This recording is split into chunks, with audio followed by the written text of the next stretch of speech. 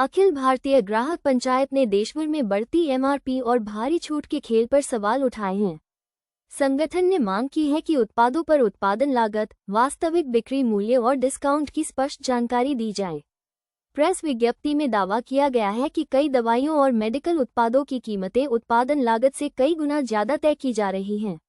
ग्राहक पंचायत ने सरकार से एमआरपी तय करने के लिए सख्त कानून बनाने और उपभोक्ताओं को राहत देने की मांग की है। उसमें एक पर एक आपको फ्री दे रहा है, क्योंकि 8 दिन बाद वो बेकार हो जाएगा, लेकिन आपके घर आने के बाद वो आपके खाने में बेकार हो जाता है। तो इसका ध्यान कौन रखेगा?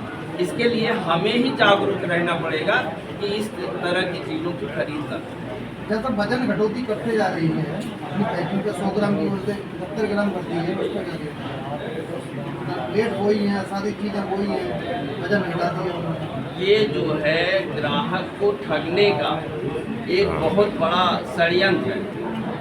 ग्राहक जब जाता है तो वो सोचता है कि दूध का पैकेट 35 रुपए का है, या ये उत्पाद आधा किलो हमें ये जो पैकेट है ये 35 रुपए का मिल रहा है। अब वो 35 रुपए पे ध्यान दे रहा है, जो उसका वेट है। कोर्ट में थे, उन्होंने काफ़ी दबाव डाला संसद में, तो ये उस समय कानून पास हुआ और इसीलिए 24 दिसंबर को 1986 को ये कानून पास हुआ और 24 दिसंबर को उपभोक्ता दिवस के रूप में हम लोग मनाते हैं। इसके बाद हॉलमार्क पे हम लोगों ने 30-40 वर्षों से काम करते रहे कि सोने चांदी के जेवरों में हॉलमार्क लगता है, तो अब 6 डिजिट का हॉलमार्क भी लगने लगा है।